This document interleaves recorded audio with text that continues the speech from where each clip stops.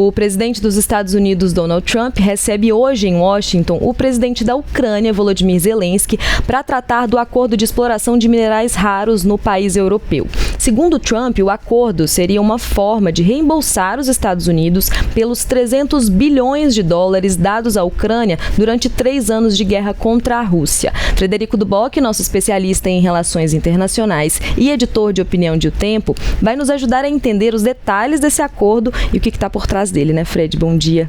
Bom dia, Dani. Bom dia a todos. Hoje vai ter o primeiro encontro de Donald Trump com Zelensky em Washington. Vai acontecer agora por volta de 1h da tarde, horário do Brasil, 11 horas da manhã lá em Washington.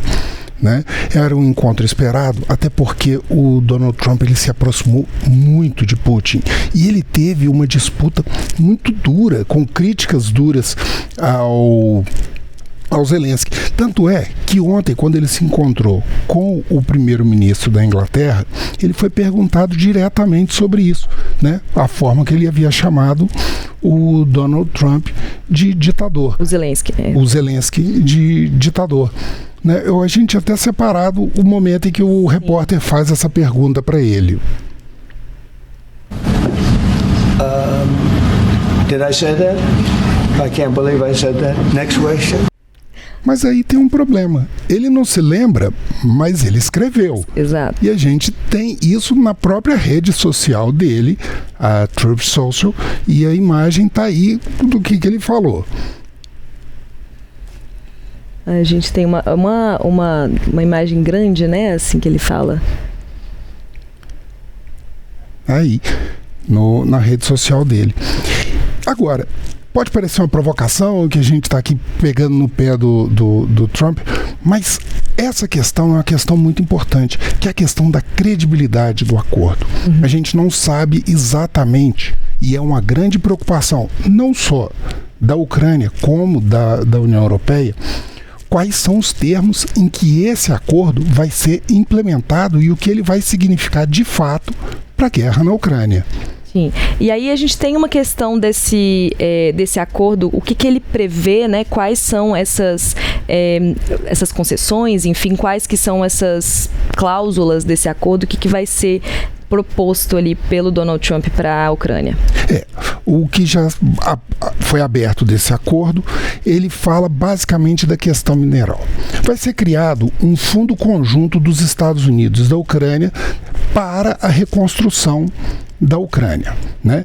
50% desse valor vai ser financiado com a exploração, extração, processamento e transporte em conjunto de Estados Unidos e Ucrânia desses minerais, as terras raras, o petróleo e o gás.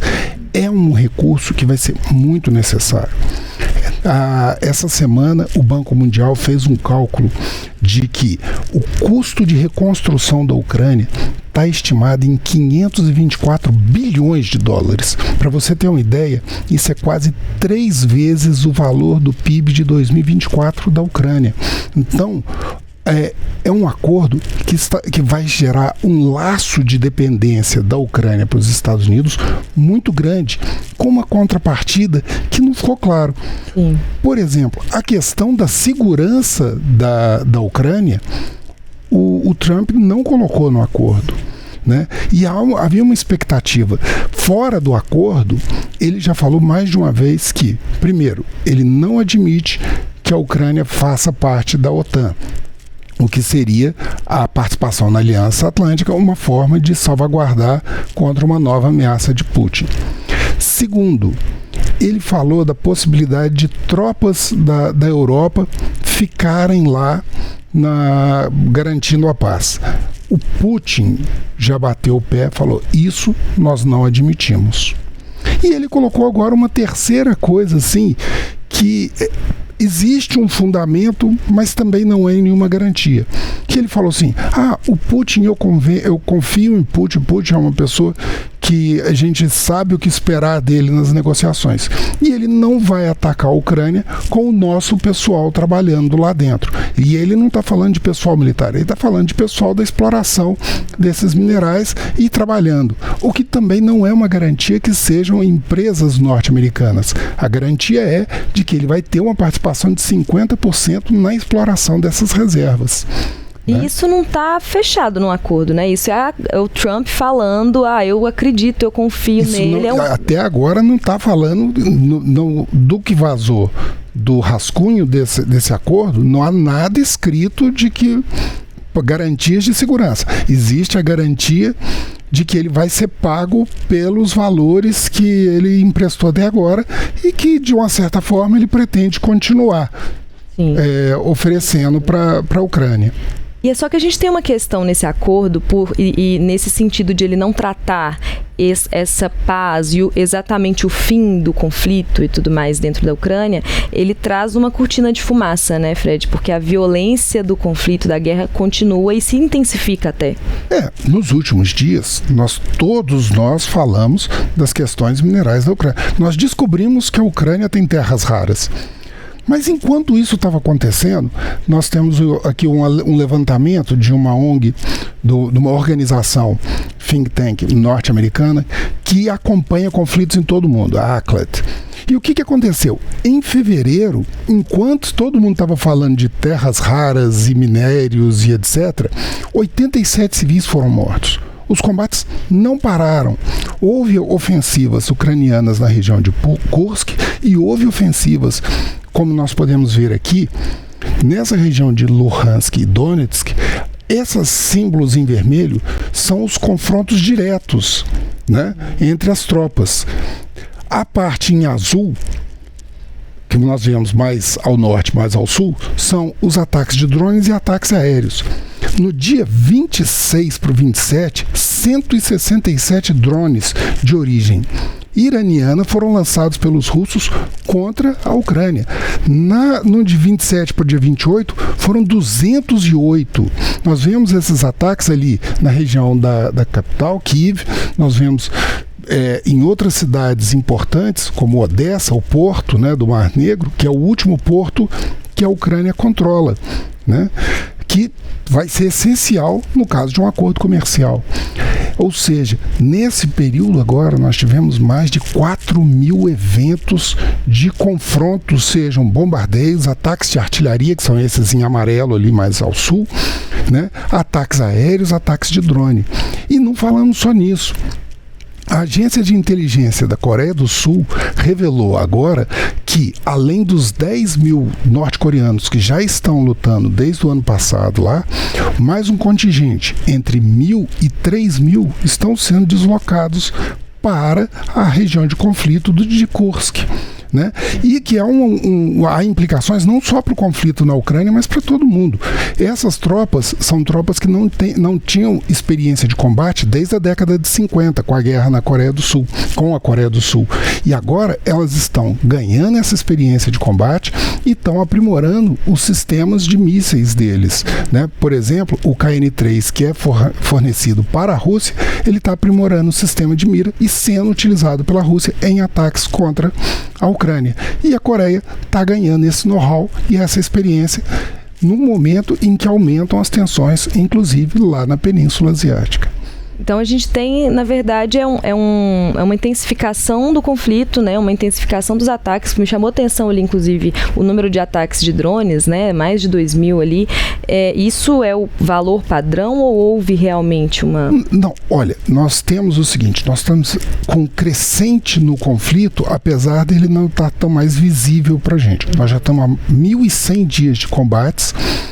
Para você ter uma ideia, os avanços territoriais russos no ano passado, em 2024, foram 7% maiores do que os de 2023. Né? Ele está aumentando, ele está tendo ganhos territoriais, e esses ganhos territoriais, o próprio Putin tem seus próprios planos de como ele vai utilizar esses recursos que ele está se apropriando. E a gente já falou em outros programas que ele 40% das reservas de minerais estão em áreas ocupadas ou em disputa com a Rússia, Ucrânia e Rússia. Né? Uma boa parte das reservas de gás também estão em mãos da Rússia.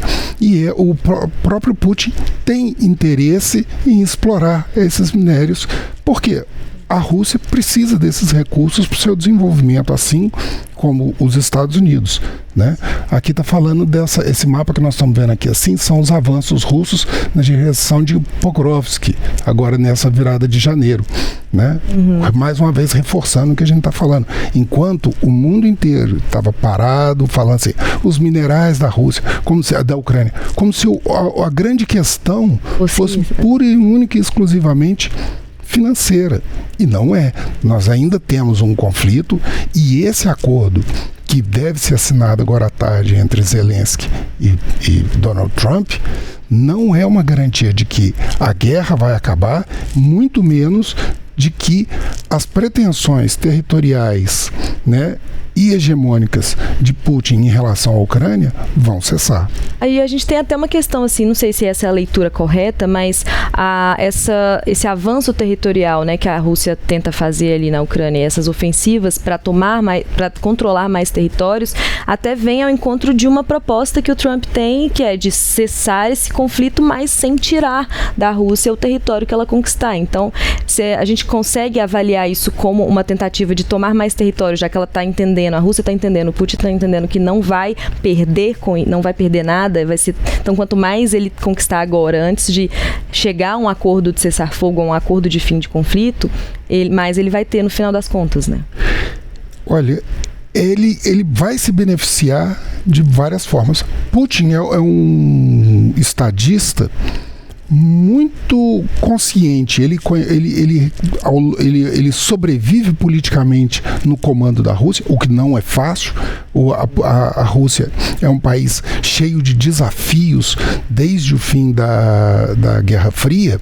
A estruturação da Rússia envolve superação de desafios como a retomada de um crescimento que a era soviética acabou abalando, o crescimento dos oligarcas, uma presença do crime organizado que movimenta uma economia paralela na Rússia, que drena muitos recursos, né? A Rússia, ela vive problemas significativos em relação realmente a essa questão da Europa, né? Há disputas econômicas e políticas. O crescimento da Rússia depende muito do consumo da Europa Ocidental.